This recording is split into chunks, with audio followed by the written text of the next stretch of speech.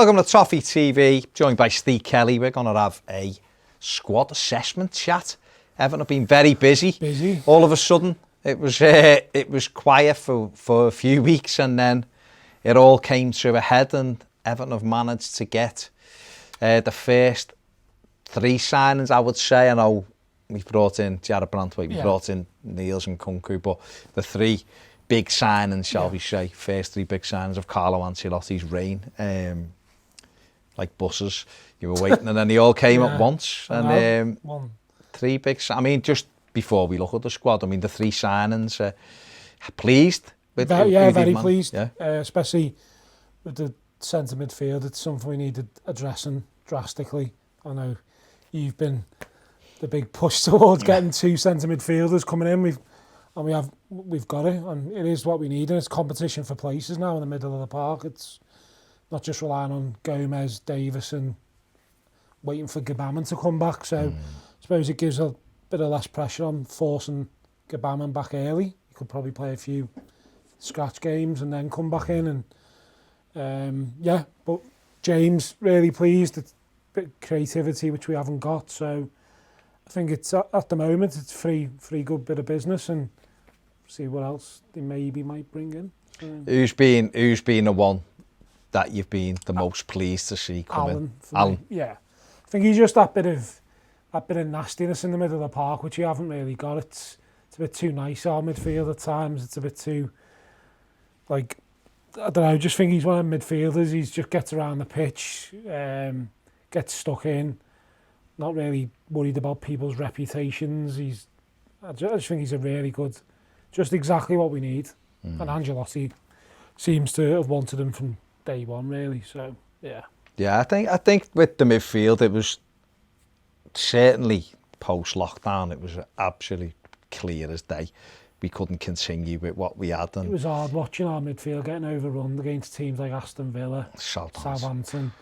It was just hard to watch. It was like some of these teams in relegation battles were getting just outrun in midfield. It was I think the first real hint of it was Chelsea, wasn't it? Just before lockdown. Oh, Chelsea, the good side. Yeah. But that day they spanked us, didn't they? And could have been more. Gomez and Davis just couldn't get near them. It was scary. And it was then you looked and thought, wow, we need some surgery in this midfield. No, Carlo Ancelotti, a month I think into his Everton reign, said need energy in midfield. Yeah. That's what we're looking for in the summer.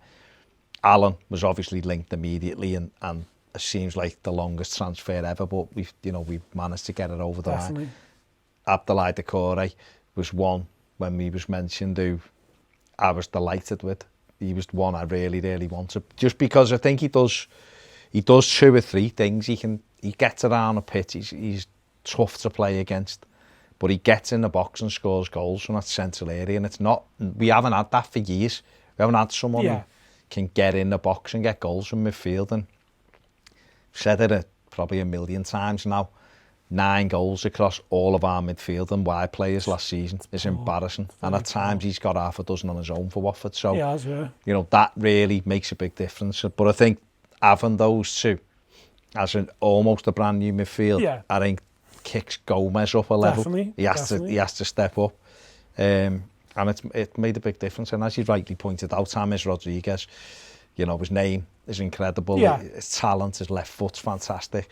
And if he can be creative into this Everton side as well with a good midfield behind him, then who knows, he can create chances for the two lads up front and Moise Keane.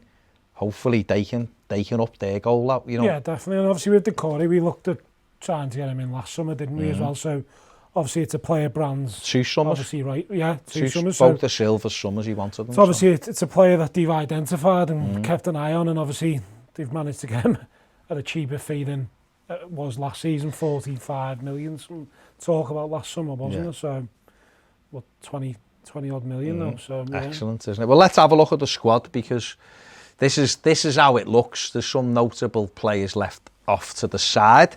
This is kind of a wish look of a squad at the moment. Obviously, the goalkeepers. We've got Jordan Pickford and Jonas Lössl there. I mean, a lot of Evertonians chatting over the last few weeks because Sergio Romero from Manchester United has been mentioned, and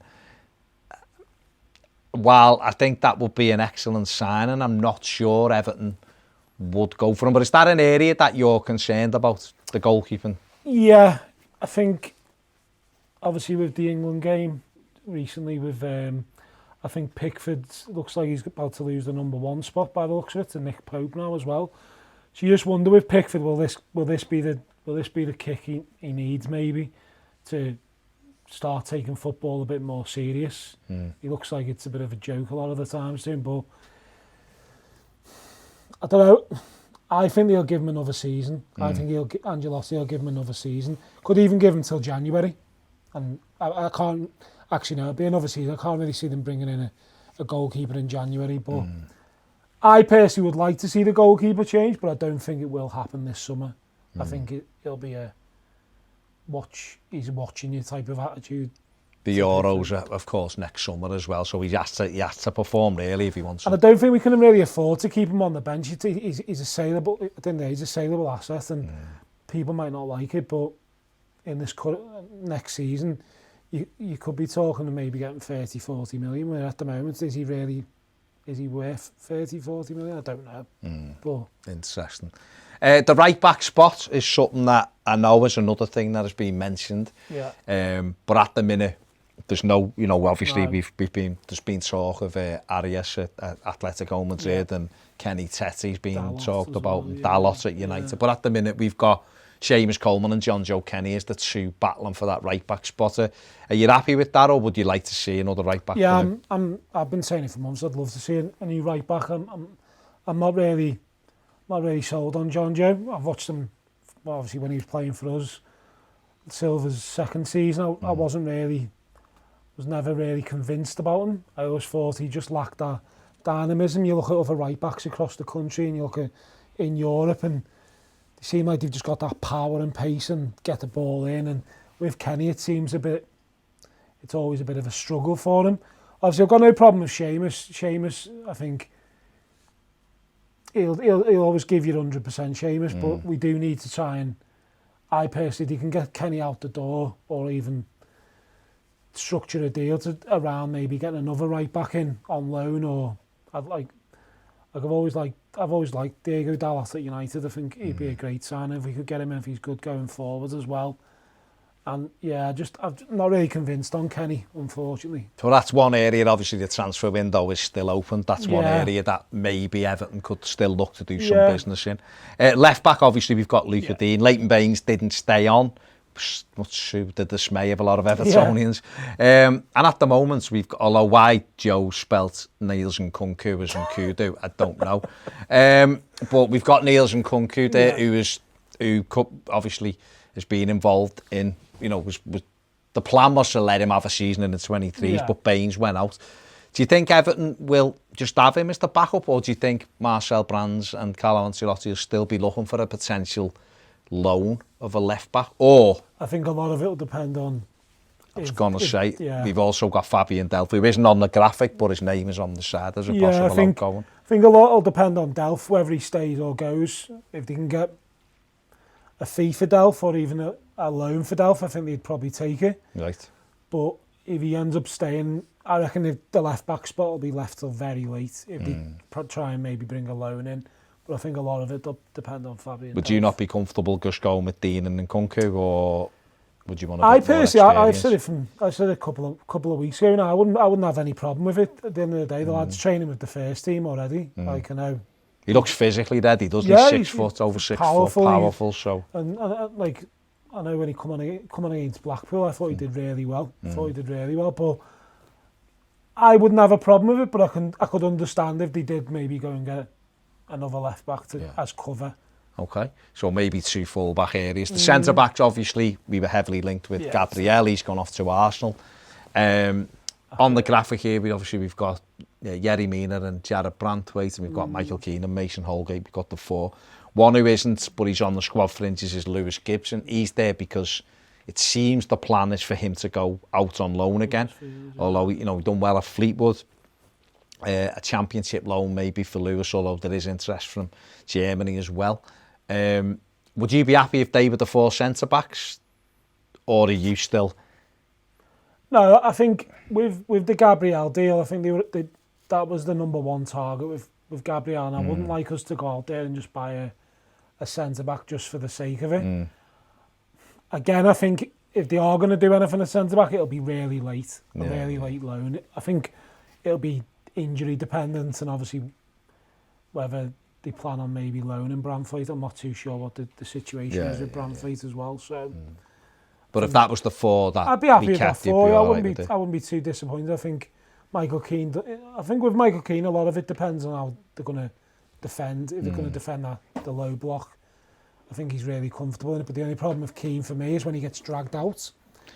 But then again, all 4 centre-backs probably be helped by actually having a midfield in front of them, which we didn't have any protection really, did we? If we started the season with them 4, I wouldn't have a problem at all.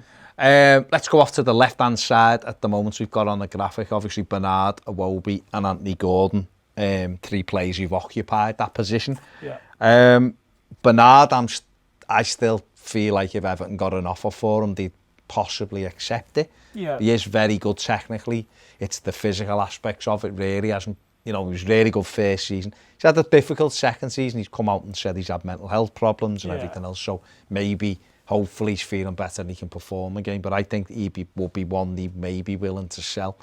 There's obviously Alexander Iwobi. I know there's a school of thought, and I'm probably in it as well, is that he's probably better in the 10 position. But he played a lot of games for Arsenal out there. And obviously Anthony Gordon, he can play anywhere across the front, but predominantly played off the left-hand side. So as a 3, you're happy with those 3, or...?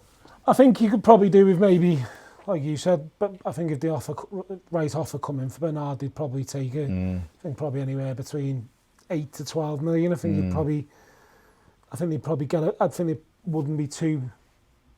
Obviously, I like Bernard, but I think he looked really off the pace when he come back after lockdown. Iwobi, it's a big season for Iwobi. I think he's got a lot of proving to do to a lot of Everton fans. I'm like you. I've always preferred him in the centre rather than out on the wide. But I wouldn't. Yeah, I think I'd be happy with Iwobi and Gordon, and maybe if you get some money for Bernard, I'd probably take the money. Wage bill as well. Bernard's a big earner because obviously he was free. Over off the right-hand side, this was something that Marcel Brands had highlighted at the AGM, that we only really had Theo Walcott who played out there. Obviously, got Theo Walcott, James Rodriguez is out there because I know he can play centrally as well, but I think he can, he's played a lot of games off the right. As a pair, you happy with those 2? Yeah, because you can always, obviously with Richarlison as well, he can always go out wide if he needs to as well, so that's really free. And obviously I know didn't really go to plan, but against Blackpool, Keane played on the right as well. Didn't look too comfortable there, but I think... Some flexibility there, I think you've got Walcott, James and Richarlison, and obviously if they play a 4-2-3-1 or a 4-3-3, James can always go inside, Richarlison out wide. So there's a lot of flexibility in that position, and if you have to, I'm sure... Obviously, I know he wasn't great at right wing, but Iwobi played over that side as well after lockdown. Feel like they're well covered in the wide areas. I think the wide areas, they're probably... Yeah, I'd feel comfortable with that if I was going into the season, And then obviously the centre of the park, which is much changed. Done this graphic the other week, it didn't look like it does now, I can assure you. But obviously for the centre positions at the moment, we've got Tom Davies, we've got Alan, we've got Decore, Andre Gomez and Jean-Philippe Gbamin. Obviously we've got the 2 new additions which really strengthen it. It now means that for me Andre Gomez has got to step up a level, but it does give that flexibility you've just spoken about there, whether we go and play 3 in midfield rather than 2. You could have a midfield of Alan, Decore and Gomez. You'd have then the physicality of Decore and Gomez, and then you've got that, the defensive side of it as well from Alan. The reason why Tom Davies is on there, and he's on there because I think if Everton got offers for their other midfielders who we haven't included on there, just for the purpose of this graphic, because I don't know where else we would have put them, because we've got loads of centre midfield players. I think we'd accept money for Gilfie Sigurdsson, I think we accept money for Fabian Delph, Mo Bezic, obviously coming out of contract. Tom Davies, I don't think they would at this moment because they don't know at this moment in time what Jean-Philippe Gbamin's return's going to look like. And I feel that I don't think we'd want to leave ourselves with just 3 at the moment while we wait for Gbamin. Davies also, I think, is one that they've still got hopes for. Yeah. But again, he's going to have to go up his level and I guess training with the likes of Alan and the likes of the Corey every day. Hopefully we'll make him find his level. It might give him, like, obviously, especially with, I don't know, I'm not too sure what's happened with Gomez in fitness-wise as well. Obviously, he was massively off the pace when he come back after lockdown, but I think it might free him up a bit, playing with the likes of the Corey and Alan, and where he doesn't have to maybe do as much as I'm worrying about getting back. Yeah, so I think you'd have to have the 5 for me, because I don't think if you get rid of Tom and you're only left with 4, it takes one bad injury to one of them, and you're relying potentially on one of the younger lads. So if I would, unless they got a really good offer for Tom, I'd keep him, and then if it's still not going to plan for him, maybe look at a loan in January maybe for him, or even at the end of next season.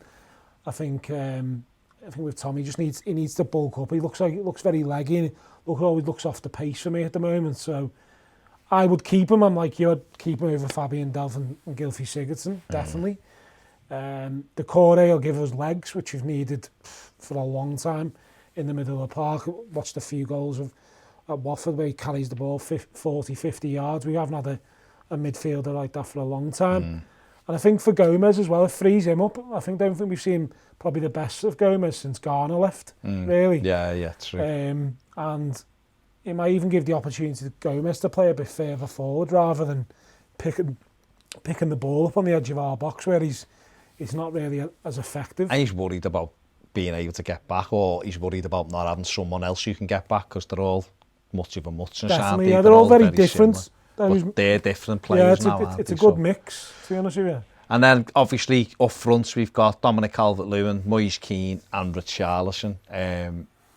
Obviously Ellis Sims is on the fringes over there. We don't know what's going to happen with him. He's not really had a go at the minute, but he's been there or thereabouts on the fringes of it. As a 3, I mean, if you were being really greedy, you'd like another striker, I'd like Edouard or something at Celtic to come in, and then you could move Richarlison or Josh King, from Bournemouth, someone like that to give us that extra. But we've got 3 young strikers there. Obviously, Calvert-Lewin and Richarlison both had good seasons, 13 league goals each. Moise Keane ended with the 2. Didn't have a great season, but hopefully this season now, and again with better midfield and hopefully the supply of someone like James, that all 3 of them can get a few more goals this season. Yeah, I think it's a big season for Moise Keane. I think a lot of people have been still a bit like that over him. Obviously, I think he'll definitely get more opportunities next season. He'll have to start proving what we've bought. But I was even watching against Blackpool, I noticed, I'm not saying this is the answer by it, but I noticed Walcott even played further actually inside as well. I know it's something you can even mix up if you have to as well. Yeah, you know what I mean? That's what I'm saying about the flexibility of Richarlison, Walcott, Keane. They can always mix it about as well. But I think, especially for Dom as well, it's a big season for him, because everyone will be saying, is it a one season wonder? Is it, like, I think if he can get over Aren't we past that though with Dominic Calvert-Lewin? But a lot of people aren't though still. No, there are a lot of people out there who are still like that over him. I'm not. I rate him. I think he's proved me wrong the last 12 months. And if he can add every year, he's got a better goal return. Yes, so if he can get next season, what do you get, 13? So he can get 16. You're looking 15, 16 goals next season. And obviously Richarlison's, like, he's probably the main man up there really. It'll be interesting to see, especially with them coming out and talking about potentially wanting a bigger move next year. If he wants these big moves, he's got to deliver. So it'll be a big season for Richarlison as well. Looking on the fringes, obviously we've got Tyler Onyango, 17-year-old centre midfield player who is a real good prospect, and I know that he's spent some time training with the first team as well, so he's one to look out for, and obviously better quality midfield players in there for him to look at as well. He can see what he's, you know, the levels he's got to get to. Lewis Gibson, we spoke about, he'll probably go out on loan this season. Ryan Astley, another young lad, can play right back, can play centre back. He's someone who's been there or thereabouts as well, training. And Ellis Sims is another one who sub at Sheffield United, I think, and Bournemouth as well. And Bournemouth, they can get on, but he was there. I know that he come on at Blackpool, he's been training with the first team, he's 19 years of age, so a little bit older, but whether or not they look for a loan for him this season to get him regular games, or he is the fourth striker, because obviously Oumar Niasse has gone out. There is a fifth striker, and this is on the possible outgoings. Like I said, for the purpose of the graphic, we couldn't have put all of these on because there wouldn't have been any pitch left. But we've got possible outgoings here of Fabian Delph, because these are players who I think Everton would listen to offers for without a shadow of a doubt. Fabian Delph, I don't think. The thing with Delph, the one thing I would say with Delph is, like you touched on before, he can play left back as well as centre midfield. He's played 18 games, I think, for Everton last season, including sub appearances. It wasn't a great season for him. There was other issues with some issues with fans and whatever, but that's neither here nor there. But I think Everton would listen to offers for him if they got any kind of bidding for him. Get him off the wage bill and move him on. I think they potentially even take a loan, to be honest with you. Possibly if someone's going to pay his wages, I don't know, whatever, but he's one who you would listen to as well. Gilfie Sigurdsson. Sigurdsson's got a problem for me in that he's not quick enough to play wide. We tried him in a deep lying playmaking position at times last season, because we didn't have anyone else. Gomez was out, so we didn't have that person who was good on the ball.